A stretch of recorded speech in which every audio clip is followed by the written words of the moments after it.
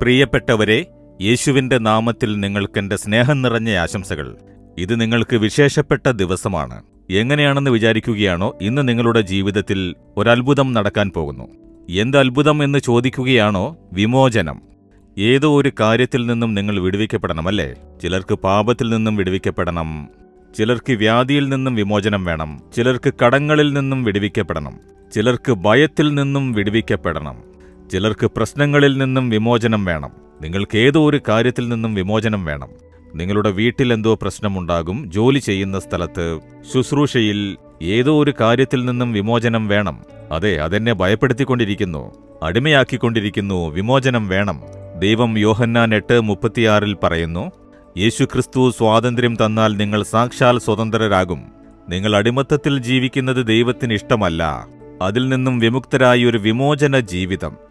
നമ്മുടെ പാപം ക്ഷമിക്കപ്പെട്ട് രക്ഷിക്കപ്പെട്ടാൽ സന്തോഷമാകുമെന്നത് വാസ്തവമാണ്. അതുമാത്രമല്ല, ശരീരത്തിലും ഒരു വിമോചനം വേണം, അല്ലേ?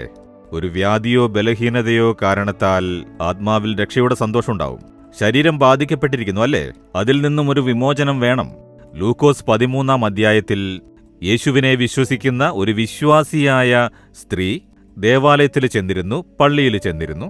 അവളുടെ ഉള്ളിൽ ദൈവവിശ്വാസം ഉണ്ടായിരുന്നു, സ്നേഹമുണ്ടായിരുന്നു, സന്തോഷമുണ്ടായിരുന്നു, വിമോചനമുണ്ടായിരുന്നു. എന്നാൽ ശരീരത്തിൽ 18 വർഷം കൂനിയായിരുന്നു. അവളെ ബലഹീനമാക്കുന്ന ആത്മാവ് തടസ്സപ്പെടുത്തിയിരുന്നു. യേശു അവളെ വിടുവിച്ചു എന്ന് വായിക്കുന്നില്ലേ? നിങ്ങളുടെ ശരീരത്തിൽ എല്ലിന് ബാധിപ്പുണ്ടാകും, കണ്ണിന് പ്രശ്നമുണ്ടാകും, നിങ്ങളുടെ ഉള്ളിലെ ഏതോ ഒരു അവയവത്തിന് പ്രശ്നമുണ്ടായേക്കാം. അത് നിങ്ങളെ ബാധിക്കുന്നു, നിങ്ങളെ കഷ്ടപ്പെടുത്തുന്നു. അതിൽ നിന്നും യേശു വിടുവിക്കാൻ ആഗ്രഹിക്കുന്നു. നിങ്ങൾ വിശ്വസിക്കണം. ഭയം, ഒരു ഭീതി, കടബാധ്യത, ഒരാവശ്യം, വിമോചനമില്ലാത്ത ഭയപ്പെടുത്തുന്ന ഒരു സാഹചര്യം. ജോലിക്ക് പോയാൽ ഭയപ്പെടുന്നു, ബിസിനസ്സിന് പോയാൽ ഭയപ്പെടുന്നു, കടം തന്നവർ വരുമോ എന്ന് ഭയപ്പെടുന്നു, അവര് ഭയപ്പെടുന്നു. അങ്ങനെയുള്ള ഒരു ജീവിതം നയിക്കാൻ ദൈവം നമ്മളെ വിളിച്ചിട്ടില്ല. എപ്പോഴും സന്തോഷത്തോടെ, മനോല്ലാസത്തോടെ, സ്വതന്ത്രമായ ജീവിതം. അതെങ്ങനെയാണ് നേടാൻ സാധിക്കുക? യേശുക്രിസ്തു. അതിനാണ് യേശു കുരിശിൽ മരിച്ചത്. കുരിശ് കാണുമ്പോഴെല്ലാം അതൊരു വിജയത്തിന്റെ ചിഹ്നമാണ്, സ്വാതന്ത്ര്യത്തിന്റെ ചിഹ്നം. അതിനെ യേശു വിജയിച്ചു. പാപത്തെയും പ്രശ്നങ്ങളെയും പോരാട്ടങ്ങളെയും പിശാചിനെയും വിജയിച്ച് ജയം വരിച്ചു. അപ്പോൾ നിങ്ങൾ കുരിശിന്റെ മുന്നിൽ, കുരിശിൽ തറച്ച യേശുവിന്റെ മുന്നിൽ വന്ന്, എനിക്ക് വേണ്ടി കുരിശിൽ വിജയം വരിച്ചു, എന്നെ വിടുവിക്കണമേ, ഈ കാര്യത്തിൽ വിടുവിക്കപ്പെടണം. പ്രാർത്ഥിക്കുമ്പോൾ തീർച്ചയായും വിമോചനമുണ്ടാകും. രോഗം മാറും, ബലഹീനത മാറും, ആ ഭയം മാറും. കുടുംബത്തിലൊരു മാറ്റമുണ്ടാകും. ഇന്നൊരു മാറ്റത്തെയും വിമോചനത്തെയും നിങ്ങൾ കാണും. നിങ്ങൾ വിടുവിക്കപ്പെട്ട് മനോല്ലാസത്തോടെ ഇരിക്കുന്നുണ്ടോ? ആലോചിക്കൂ. ഏതോ ഒരു കാര്യം പ്രശ്നമുണ്ടാക്കിയിട്ടില്ലേ? അതിൽ നിന്നും വിടുവിക്കപ്പെടണം. അതിനായി ഇപ്പോൾ പ്രാർത്ഥിക്കണം.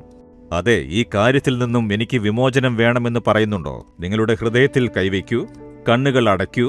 യേശുവേ, അങ്ങ് യഥാർത്ഥ വിമോചനം തരുന്നവനാണ്. എനിക്ക് ഈ കാര്യത്തിൽ വിമോചനം തരയണമേ.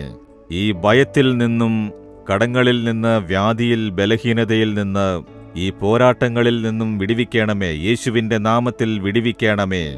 നിങ്ങൾ പ്രാർത്ഥിക്കുന്ന കാര്യത്തിൽ യേശുവിന്റെ നാമത്തിൽ വിമോചനമുണ്ടാകുമാറാകട്ടെ. ഇന്ന് നിങ്ങൾ ആ വിമോചനത്തെ കാണുമാറാകട്ടെ. യേശുവിന്റെ നാമത്തിൽ ആമേൻ, ആമേൻ. Jesus readings Malayalam YouTube channel subscribe ചെയ്യുക. ബെൽ ഐക്കോൺ ക്ലിക്ക് ചെയ്യുക. ഞങ്ങളുടെ ദൈനംദിന പ്രോഗ്രാമുകളെക്കുറിച്ചുള്ള അപ്ഡേറ്റ് ലഭിക്കുവാൻ